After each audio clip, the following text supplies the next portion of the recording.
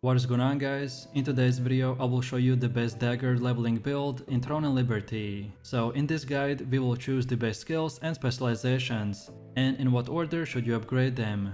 Then we will go over the best gear, so what specific items should you get, how to actually find them, and what is the best way to quickly level up your character, all the way to level 50 and much more. So if you want to use the most optimized dagger leveling guide, which will get you all the way to the end game in just few hours, then here it is. So let's move over to the skills, and the best leveling setup is the staff and daggers. So for defensive skill we will get the block blade, and then for active skills we get the serial fire bombs, Inferno Wave, Cleaving Moonlight, Brutal Incision, Inject Venom, Chain Lightning, Judgment Lightning, Ice Spear, Inner Peace, Fireball Barrage, Shadow Strike, and the Umbral Spirit. As you can see from the gameplay, I don't have all of these same skill icons on my bar. It is because the skill icons can change, depending on the specific skill specialization we use. So the serial fire bombs will turn into the focused fire bombs. Then the Brutal Incision will turn into the Thunderclouds bombing. Then Chain Lightning will turn into the Chain Thunder. And finally the Ice Spear will turn into the Ice Spear bombardment. And then for passive skills, we get the Assassin Steps, Aestheticism, Assassin's Instincts, Destructive Fang, Wrathful Edge, Forbidden Sanctuary, Flame Condensation, and Mana Amp.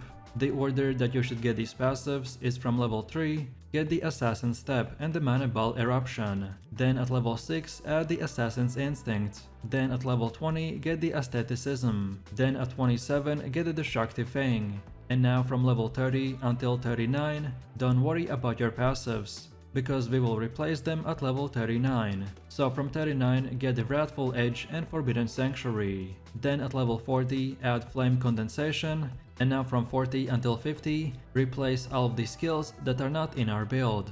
Next, we will quickly look into the skill priority, and we want to use quality and rare marined ore to craft quality and rare passive skill and active skill growth books. I recommend to prioritize getting all of your skills to blue first, before getting them to purple.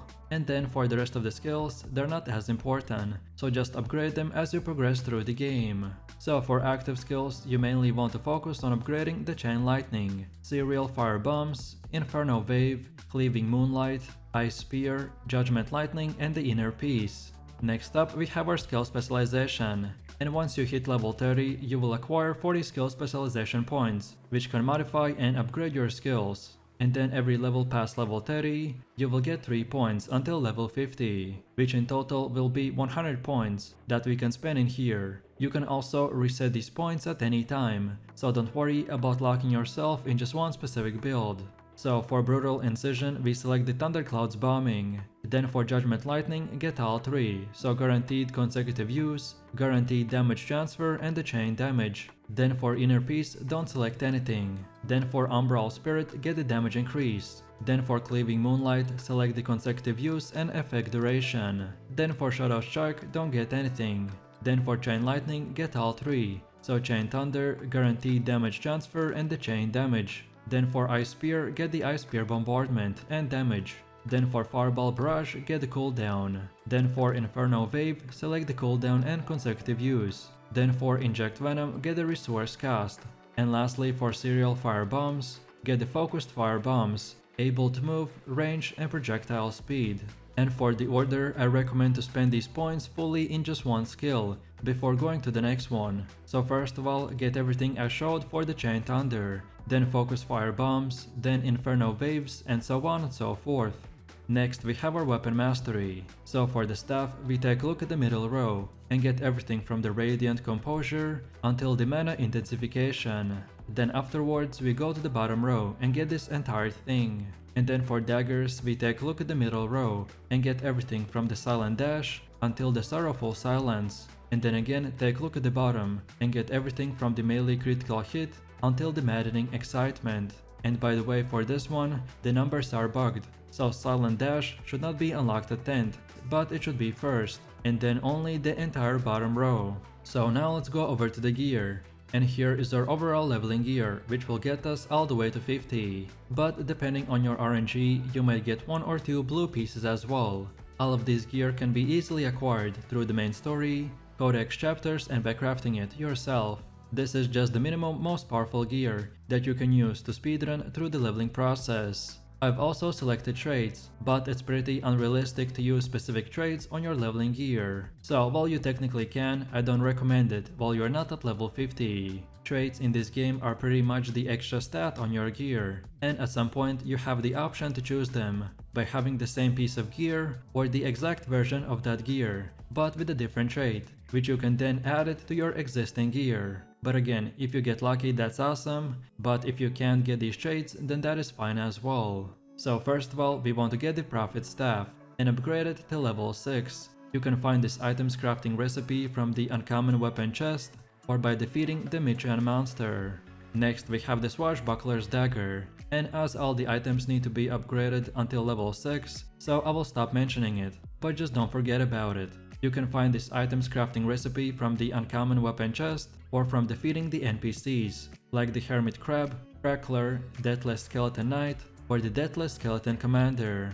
Next we have the Retainer's Visor Helmet, and you can get it from the Uncommon Headgear chest or by defeating the Dark Skeleton Knight. Then we have the Shaman's Cloak, and you can get it from the level 6 Uncommon Cloak Selection chest or by defeating the Lethal Venom Cobra. Then we have the Assassin's Leather Armor, and you can get it from defeating the NPCs like the Hermit Crab, Shade Assassin, Fire Orc Archer, or the Crackler. Next we have the Shock Trooper's Plate Gloves, and you can get it by defeating the Large Stone Golems. Next we have the Holy Knight's Iron Gaiters, and you can get it from level 6 Uncommon Leg Chest or by defeating the Sea Crab or the Contaminated Mitran. Then we have the Liberation Magic Boots that you can get by defeating the Cruel Orc Butcher. Next we have the Crude Wave Necklace that you can get from Uncommon Accessory Chest or by defeating the Sand Scorpion. Then we have the Crude Conquest Bracelet that you can get from Uncommon Accessory Chest or by defeating the Charging Ant, Skeleton Knight, or the Grey Claw Sentry. Next up we have the Crude Wind Band that you can get from Uncommon Accessory Chest or by defeating the Iron Cheston. Then we have the Crude Flame Band that you can get from Uncommon Accessory Chest or by defeating a bunch of NPCs like the Spectral Shadowmancer, Grey Sentry, Grey Claw, Grey Scout, or the Grey Wolf. And finally we have the Crude Vigor Belt that you can get from Uncommon Accessory Chest or by defeating the Evil Eye. Next we have our gear upgrading, and this game doesn't have a very typical gear progression, so by this I mean that you will have to upgrade pretty much anything you get. So you start at grey gear, and then you will want to upgrade it till level 3. This is because when we equip green gear, we then want to transfer that grey gear into the green one. By transferring XP from our previous worst gear, we will save a bunch of experience, and you want to do this for every single gear and weapon piece. As well, you will be doing the same thing with the blue and purple items in the endgame. So the main concept you need to keep in mind is just to upgrade your current gear no matter what it is, and then transfer it to your new one.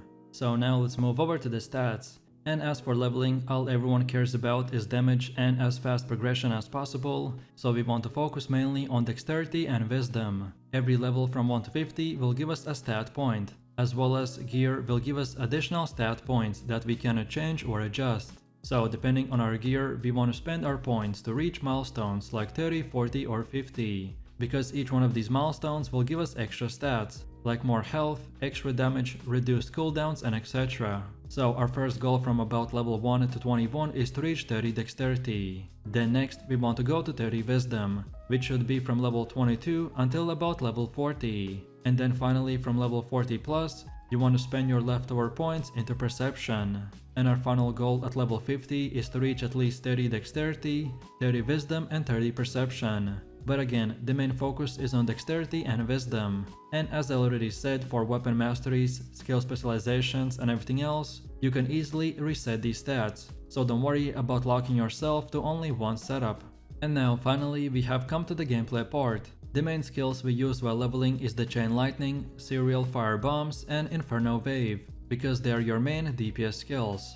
Then the Ice Spear with skill specializations is your main single target nuke, specifically meant for bosses. Then the Cleaving Moonlight and Brutal Incision are good finishers if enemies ever come into melee range. You can combine them with the Shadow Strike or even the Inject Venom. And finally, you should use the Shadow Strike to quickly move around the map. So in a summary, leveling in Throne of Liberty is very simple. Just follow the main storyline and start completing chapter 1 until chapter 10. After chapter 4 you should be able to craft a full set of green gear, which will take us all the way to the endgame, and that's about it. So if you enjoyed this video, click like, subscribe and comment. And if you're interested in more content, then check out my channel. And I will see you in the next one. So take it easy. Peace.